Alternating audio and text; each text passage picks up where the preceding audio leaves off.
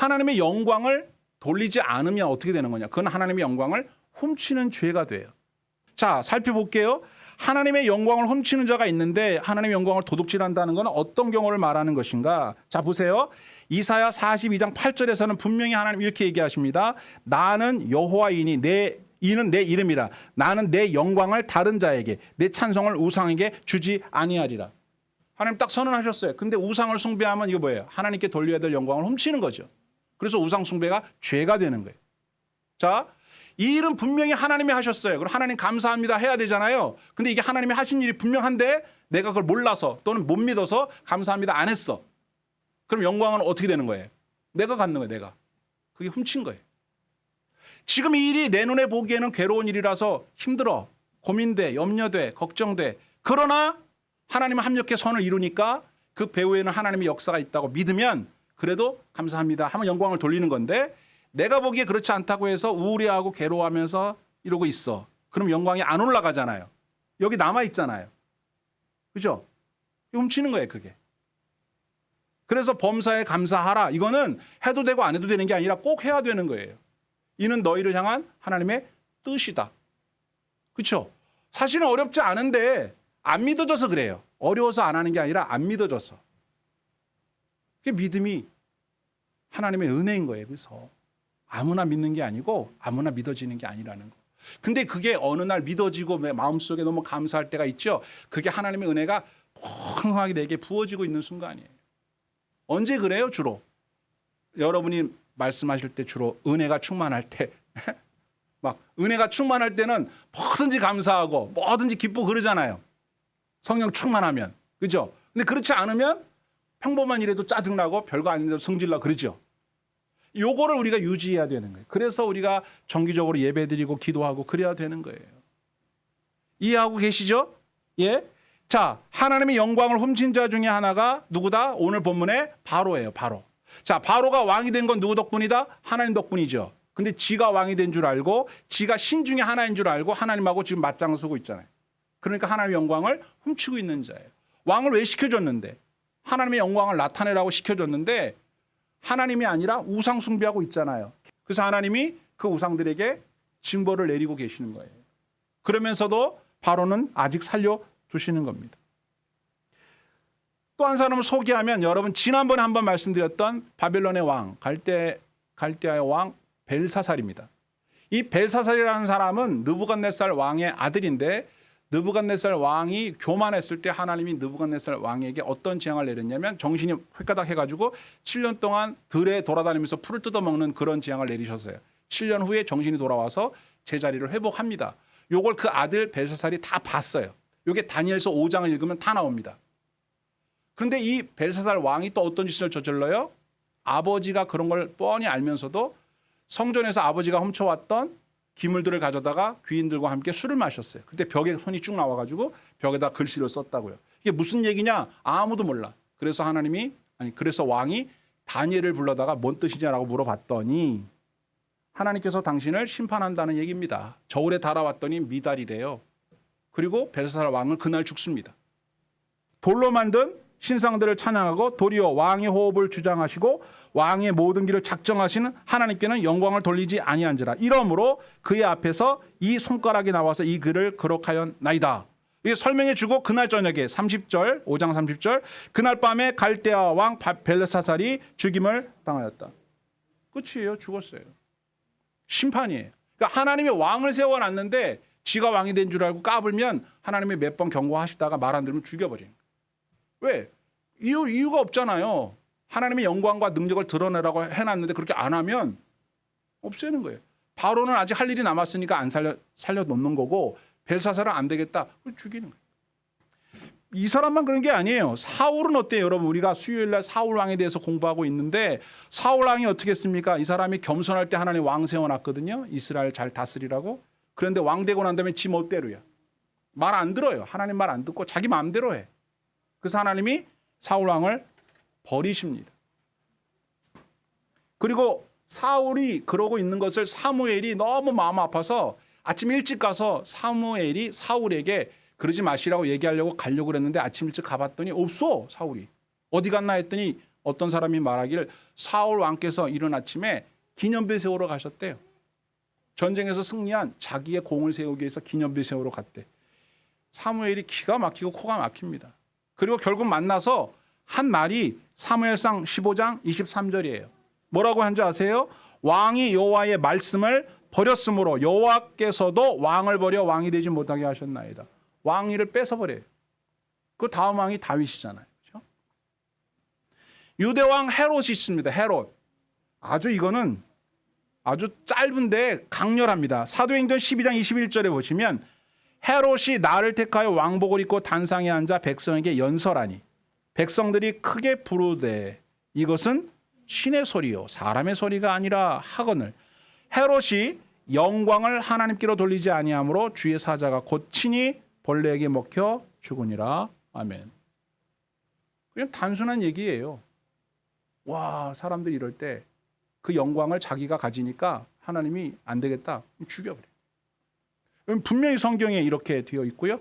역사학자 요세푸스가 쓴 유대 고대사를 보면 헤롯 대왕의 뱃속에 종기가 나서 죽었다. 이렇게 기록되어 있는데 이걸 이제 벌레 먹어 죽었다는 표현을 쓴 거죠. 병균이 벌레니까. 오늘날에도 많은 사람들이 하나님의 영광을 훔칩니다. 사람들은 자신의 생명과 삶이 자기 소유인 줄 알고 살아요. 하나님께 영광을 안 돌리죠. 그러니까 뿐만 아니라 하나님이 없다고 우깁니다. 거기서 끝나지 않고 오히려 하나님께 돌릴 영광을 우상들에게 갖다 주고 있어요. 그 우상이 뭔지 뭐 벌레 형상도 있고 뭐 우리 만몬이라고 하는 돈도 있고 권력도 있고 여러 가지가 있겠죠. 성경에 보세요. 로마서 1장 21절에 하나님을 알면서 그래요. 하나님을 영화롭게도 아니하며 감사하지도 아니하고 오히려 그 생각이 허망하여지며 미련한 마음이 어두워졌나니. 자, 또 나옵니다. 스스로 지혜 있다 하나 어리석게 되어 썩어지지 아니하는 하나님의 영광을 썩어질 사람과 새와 짐승과 기어다니는 동물 모양의 우상으로 바꾸었느니라. 아멘. 하나님은 심판하실 겁니다. 회개하지 않으면. 아직 시간이 있다면 회개해야 돼. 돌이켜야 돼. 하나님께 돌려야 할 영광을 자기가 갖거나 우상에게 주거나 다른 사람에게 주거나 이런단 말이죠. 우리가 흔히 누구 덕분에 잘 됐다라고 인사하잖아요. 아유, 누구 덕분에 잘 됐습니다. 그런 인사를 받으시면 예, 잘 돼서 저도 기쁩니다. 그리고 말면 안 돼. 다 하나님의 은혜입니다. 그러면 그게 올라가는 거예요. 그 사람도 복받고 나도 복받고 하나님도 좋으시고 그 자기가 먹어버리면 그 사람에게는 인사말로 끝났지만 나는 하나님이 하신 일을 내가 했다고 그냥 말을 않고 넘어가는 거예요. 항상 매사에 하나님을 인정한다는 건 그런 겁니다. 인사 일단 받으시고 아 그래요. 제가 도움이 되어서 참 기쁩니다. 그리고 그 사람 없을 때 따로 하든지 이 모든 것은 하나님의 은혜입니다. 하나님이 그렇게 하셨습니다. 라고 인정해 드릴 때 네가 뭘 좀 아는구나. 이렇게 하나님이 기뻐하신다 그 말이에요. 근데 그게 습관화되고 일반적으로 되기까지 얼마나 많은 우리의 생각과 믿음이 필요한지 알 수 없어요. 그게 되지 않아요. 나도 모르게 자꾸만 그 자리를 내가 차지하려고 한다는 거예요. 아유, 나는 왕도 아니고 대통령도 아니고 아무것도 아닌데 그럴 일이 뭐가 있어. 평상시에 범사의 그분을 인정하지 않는다는 것은 내가 그러고 있다는 걸 의미하는 거예요. 자, 그런 반대로 영광을 잘 돌려드린 사람은 어떤 사람일까요? 첫째, 요셉을 봅시다. 요셉은요, 형들에게 나를 통하여 하나님이 일하셨다고 말합니다. 하나님의 은혜로 내가 일했다고 한 게 아니고 잘 구별해야 됩니다. 하나님 덕분에 내가 이 자리에 올랐습니다. 그렇게 말하지 않고요. 나를 통해서 하나님이 이런 일을 하셨습니다라고 주체가 하나님이라고 말합니다. 이게 진짜예요. 대부분 사람들은 하나님을 이용해서 자기가 뭐 하려고 자꾸 그러죠. 아, 하나님 덕분에 미스코리아 된 거 하나님의 은혜로 내가 여기 됐습니다. 자기가 했다는 거죠. 하나님의 도움을 받아서. 그게 아니에요. 하나님의 도움을 받아서 내가 한 게 아니라 하나님이 나를 사용해서 그 일을 하신 거로 똑바로 인정을 해야 돼요. 이게 달라요. 자, 보세요. 말하는 게 참 달라요. 창세기 45장 7절에 하나님이 큰 구원으로, 주체가 하나님이에요. 큰 구원으로 당신들의 생명을 보존하고 당신들의 후손을 세상에 두시려고 나를 당신들보다 먼저 보내셨습니다. 그런즉 나를 이리로 보낸 사람은 당신들이 아니고 하나님이십니다. 하나님이 나를 바로에게 아버지로 삼으셨고 그 온 집의 주로 삼으셨고 애굽 온 땅의 통치자로 삼으셨습니다. 하나님이 그렇게 하셨습니다. 이게 영광 돌리는 거예요. 요셉의 인내심, 요셉의 믿음, 요셉의 성실함을 칭찬하려고 이 말씀을 써놓은 게 아니라 하나님이 요셉을 통해서 이런 일을 하셨다는 것을 우리에게 알려주는 거예요. 하나님이 영광을 받아야 돼요. 요셉이 아니라. 이해하셨어요? 이게 제대로 영광을 돌리고 영광을 암시는 거예요. 다윗을 예를 들어 봅시다. 우리는 보통 다윗이 용맹스럽고 믿음이 좋고 그렇죠? 중심이 하나님께 마음에 들어서 이렇게 훌륭했다고 말하죠. 그래서 우리도 다윗처럼 다윗의 믿음을 본받읍시다. 다윗의 용기를 본받읍시다. 이렇게 말하잖아요. 그게 아니에요. 성경은요. 성경에 보면 다윗이 한 말을 보면 돼요. 하나님께서 이렇게 다윗을 사랑하십니다. 사무엘상 17장 46절. 오늘 여호와께서 주체가 여호와 하나님이에요. 너를 내 손에 넘기시니 내가 너를 쳐서 내 목을 베고 블레셋 군대의 시체를 오늘 공중의 새와 땅의 들짐승에게 주어 온 땅으로 이스라엘의 하나님이 계신 줄을 알게 하겠고 또 여호와의 구원하심이 칼과 창에 있지 아니함을 이 무리에게 알게 하리라. 전쟁은 여호와께 속한 것인즉 그가 너희를 우리 손에 넘기시리라. 아멘입니다. 다윗이 한 말은 이거예요. 내가 싸움을 잘하기 때문에 하나님이 날 도와주시면 내가 너를 이길 수 있어. 그렇게 생각해도 뭐 틀린 건 아니지만 엄밀히 말하면 그런 게 아니라 하나님이 오늘 너를 내 손에 붙이셔서 너는 내 손에 죽는다. 전쟁은 하나님 손에 달려있다. 하나님이 나에게 너를 무찌르게 하신다. 하나님이 싸우시는 거예요. 내가 싸우는 게 아니라 하나님이 그냥 100% 이기는 거죠. 그래서 객관적으로 보면 아무리 다윗이 용맹하다 하더라도 사자와 곰이랑 싸워 이겼다 하더라도 이건 사람이에요. 사람. 동물과 사람은 다르죠. 그리고 군인이에요. 2m 90의 장신이에요. 그 골리앗과 다윗의 싸움은 사실상 싸움이 되지를 않아요. 다윗이 미치지 않았으면 거기에 나가면 안 돼요. 그런데 어떻게 그렇게 할 수 있었냐면 하나님이 다윗을 사용하신 거예요. 하나님이 다윗을 이용하신 거예요. 누구를 무찌르려고? 골리앗을 무찌르려고. 왜 골리앗을 무찔러요? 그렇게 함으로 인해서 하나님이 이스라엘을 보호하신다는 것을 만천하에 보이기 위해서. 하나님이 일하실 때 다윗이 이용된 겁니다. 다윗은 그걸 알고 있었고 나는 지금 하나님이 나를 이용하시도록 나를 지금 내어드린다. 목숨 걸고 내어드린다. 그 말을 한 거예요. 하나님의 주권을 인정하는 말을 했다는 거죠. 여러분, 우리도 지금 주의 이름으로 나가자. 예수의 이름으로 나간다. 예수님의 이름으로 모두하고 예수의 이름으로 모두하고 많이 할 수 있잖아요. 다 됩니까? 다 이기나요? 아니에요. 내가 주님의 이름을 이용해서 뭘 한다고 해서 되는 게 아니고 주님이 나를 이용해서 뭔가를 하실 때 그건 무조건 됩니다. 하나님이 하셔야 되는 거예요. 내가 하나님을 이용해서 신앙을 이용해서 하나님의 권능을 이용해서 내가 뭘 할 때 되는 게 아니고요. 그러니까 우리가 주님의 일을 한다라고 보통 말을 하잖아요. 그런 게 따로 있는 게 아니에요. 그냥 살면 돼요. 직장 다니시고 아이들 키우시고 밥해 드시고 여행 다니시고 재밌는 거 하시고 놀고 그냥 살아요. 그게 하나님의 일인데 우리가 뭘 할 때 하나님의 일이 되고 뭘 하지 않을 때 하나님의 일이 아닌가. 그냥 사세요. 열심히 직장 생활 하시고. 그러나 이렇게 생각하셔야 돼요. 범사에 직장에 갔다 오든지 뭐 마트를 가든지 항상 범사에 하나님이 나를 통해 뭔가를 지금 하고 계신다. 나를 이용해 주고 계신다. 나를 사용하고 계신다. 라고 믿고 어떤 일이 일어나든지 하나님이 하고 계신다라고 인정해 드리는 것. 잘 되면 잘 됐다고 인정하고 안 되면 안 됐다고 인정하는 그게 하나님의 일이에요. 하나님을 믿는 게 일이에요. 주님의 이름을 빗내어서 교회 이름을 빗내서 교회 재정을 가지고 뭔가를 하는 것만 하나님의 일이 아니라 하나님이 일하시도록 나를 이용하시도록 내어드리고 그분이 일하시고 난 뒤에 그 일에 대해서 내가 알아채고 말하는 거예요. 그렇다고 찬양하는 거예요. 그렇다고 감사하는 거예요. 그게 하나님의 일이에요. 여러분들은 예배를 드리면서도 이런 생각을 하셔야 돼요. 내가 예배를 잘 드리면 하나님이 좋아하시겠지. 그런 게 아니라 하나님이 예배 드리는 시간에 내게 임재하셔서 내 안에 사랑을 심어주시고 은혜를 심어주시고 능력을 심어주셔서 나로 하여금 용기를 얻게 하시고 나로 하여금 기쁨을 회복하게 하시고 나로 하여금 감사를 회복하게 하셔서 다시금 살아갈 수 있게 하시는구나. 그래서 내가 한 주간을 또 살 수 있겠구나.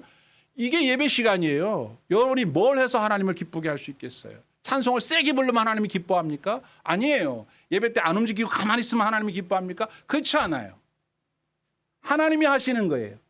예배는 우리가 드리는 것 같지만 사실은 우리는 수동적인 거예요. 예배를 우리가 적극적으로 주님을 위해서 뭘 하는 게 아니라 이 시간에 하나님께 드리는 시간이니까 나를 드려요. 여기 와요. 그리고 하나님 앞에 앉아 있어요. 그럼 이제부터 하나님이 하시는 겁니다. 여러분들에게 마음속에 은혜를 주시고 목사를 통해서 말씀하게 하시고 찬송을 부를 때 찬송을 부르는 여러분의 목소리가 하나님께 상달될 때 하나님의 은혜를 부어주셔서 여러분의 마음이 기뻐요. 똑같은 찬송을 불러도 어떤 사람은 은혜 받고 어떤 사람은 안 은혜 받아요. 왜 이렇게 길어? 4절까지나 있어 이거. 5절 있으면 기절하죠. 찬송은 짧은 걸로 불러야 돼. 전혀 찬송을 부르는데 눈물이 나고 감동이 일어나요. 하나님이 일하시는 순간이에요. 그리고 뭐라고 말해요? 은혜 받았습니다. 이렇게 말하는 거예요. 그게 하나님의 일하심을 인정한 순간이에요. 그게 하나님의 일이에요. 학교에 가서도 직장에 가서도 얼마든지 하나님 일을 할 수 있습니다. 그러나 예배당에 와서도 예배 시간에도 기도 순간에도 하나님이 일하시도록 나를 드리지 않고 내가 뭔가를 하고 싶어서 하나님을 자꾸 이용하려고 하나님에게 뭐를 자꾸 일을 시키고 하나님에게 내 욕망을 이뤄달라고 자꾸 떼쓰면서 있을 수 있어요. 그건 하나님의 일이 아니라 내 일이죠. 내 일. 하나님을 이용해 먹는 거예요. 하나님은 결코 만홀히 여김받지 않으세요. 하나님 이용당하지 않아요. 오히려 우리를 이용하기를 원하시죠. 하나님께 이용을 잘 당하는 게 하나님의 일을 하는 것임을 잘 깨달으시기 바라요. 예수님은 어떻게 하셨나? 예수님도 하나님인데 기가 막힙니다. 예수님은요, 하나님의 뜻에 복종하기 위해서 이 땅에 오셨고, 하나님의 뜻에 따라 말씀하셨고, 하나님의 뜻에 복종하기 위해서 십자가 지셨어요. 우리에게 이걸 보여주는 거예요, 원리를. 하나님은 우리에게 철저하게 하나님이 주인이심을 보여주기 원하세요. 성경에 보세요. 요한복음 8장 42절. 나는 예수님이 하시는 말씀 스스로 온 것이 아니고 아버지께서 나를 보내신 것이다. 예수님이 이 땅에 오셨잖아요. 크리스마스 때. 스스로 온 게 아니래요. 아버지가 나를 보내서 왔대. 저와 여러분도 마찬가지입니다. 호메실동에 여러분 스스로 이사 온 게 아니에요. 하나님이 보내셨습니다. 그게 인정하는 거예요. 이 아침에 예배당에 나올 때 여러분 당연히 나온다고 생각하겠지만 주님께서 나를 여기로 인도하셨구나. 그게 바로 하나님의 일이고 그게 하나님을 인정하는 거예요. 또 요한복음 12장 49절 내가 내 자의로 말하는 것이 아니요 나를 보내신 아버지께서 내가 말할 것과 이룰 것을 친히 명령하여 주셨다. 예수님이 뭐가 아쉬워서 그런데 예수님이 하시는 말씀도 다 자의로 본인의 뜻이 아니라 아버지께서 말하라고 하신 것만 말하는 거예요. 기가 막히지 않습니까? 마가복음 14장 36절 이 잔을 내게서 옮기시옵소서 그러나 나의 원대로 마시옵고 아버지 원대로 하소서 하시고 그러니까 십자가를 지는 것도 본인은 하기 싫은 마음이 있어. 근데 하나님이 하라니까 한다는 거예요. 그게 바로 하나님이 내 안에서 일하시도록 나를 내어드리는 하나님의 일인 거예요. 예수님이 샘플로 딱 보여주시잖아요. 바울을 한번 보세요. 바울이 하나님의 영광을 어떻게 드러냈나? 고린도전서 15장 10절에 그러나 내가 나 된 것은 하나님의 은혜로 된 것이니 내게 주신 그 은혜가 헛되지 아니하여 내가 모든 사도보다 더 많이 수고하였으나 내가 한 것이 아니요 오직 나와 함께 하신 하나님의 은혜로라. 아멘. 그러니까 이럴 때 말하는 겁니다. 하나님이 하셨다. 내가 한 게 아니라. 바울만큼 일 많이 한 사람 사실 없습니다. 하나님의 은혜로 바울이 일을 많이 한 게 아니고요. 하나님이 바울을 통해서 일을 다 하신 거예요. 바울은 그걸 알았어요. 그래서 그렇게 말을 했어요. 하나님이 이뻐하시는 거예요. 그래서 또 바울은요. 고린도후서 12장 9절에서 나는 나의 여러 약한 것들에 대하여 자랑하리니 이는 그리스도의 능력이 내게 머물게 하려 함이라. 그러므로 내가 그리스도를 위하여 약한 것, 능력, 궁핍, 박해, 곤고를 어떻게 한대요? 기뻐한대요. 왜? 이는 내가 약한 그때 강함이라. 아멘. 자기는 약해지고 능력을 받고 부끄러움을 당하고 박해를 받아서 좋을 게 뭐가 있어요? 그런데 자기는 그렇게 됐는데 하나님이 그런 나를 통해서 강하게 역사하시더라 이거예요. 자기는 어떻게 돼도 상관없는 거예요. 하나님이 그렇게 하시니까. 그리고 난 뒤에 하나님은 어떻게 해요? 선하시고 인자하신 하나님이 바울의 고난에 큰 축복으로 보상하시는 거예요. 이해되시죠? 그러니까 이게 말이 같은 것 같은데 달라요. 한번 정리를 해봅시다. 하나님을 통해 내가 일하는 것 아니고 나를 통해 하나님이 일하십니다. 그렇죠? 일하는 분이 누구라고요? 하나님이. 내가 아니고. 사실은 사람이 하나님을 이용해서 일을 하면 잘 될 것 같죠. 하나님의 능력이 세니까. 그죠? 근데 하나님이 나를 통해 일하면 내가 신찮으니까 뭔 일이 되겠어요. 그죠? 나 같은 거 가지고 하나님이 나를 어디다 쓰겠어. 왜 나를 이용하셔. 그냥 하시지 직접. 근데 하나님은 나를 이용해 먹으시겠대. 근데 언제 나를 잘 이용하신다고요? 내가 잘났을 때가 아니라잖아요. 그냥 결국은 나를 이용하시는 건 맞는데 내 능력은 아무것도 아니요. 여기 나오잖아요. 약할 때, 능력, 궁핍, 박해, 곤고. 그때가 좋대. 그때 하나님이 제대로 일하시니까. 근데 내가 잘났다고 똑똑하다고 내 판단이 옳다고 딱 이러면 나를 쓸 수가 없어. 쓰기가 불편해. 우리가 전능하신 하나님 앞에서 우리가 가지고 있는 재능으로 뭘 해보려고 해도 하나님 웃죠. 웃으셔요. 하나님 쓰기에 불편하기만 해요. 근데 너무 다행스러운 거는 하나님이 자기 자신이 별 볼 일 없는 사람이라는 것을 잘 알고 인정하는 사람을 통해서 더 멋있게 일하신다고 성경에 돼 있더라고요. 얼마나 다행인지 몰라요. 그러니까 사람들 앞에서는 뭐 잘난 척 하셔도 괜찮아요. 다 그러고 사니까. 그런데 하나님 앞에서는 잘난 척하면 안 돼요. 그러면 하나님의 영광이 나타날 수가 없어요. 그냥 나는 하나님 앞에 아무것도 몰라요. 하나님 마음대로 하세요. 그래서 판단력 자체가 없습니다. 그래서 지금 일어난 일이 좋은 일인지 나쁜 일인지 판단을 안 해요. 그냥 뭐라고 해요? 감사합니다. 지금 내 앞에 일어나는 일은 나를 열받게 하는 일이지만 판단을 안 해요. 하나님 감사합니다. 기뻐하겠습니다. 그래서 나를 통해서 일하세요. 나를 통해서 역사하세요.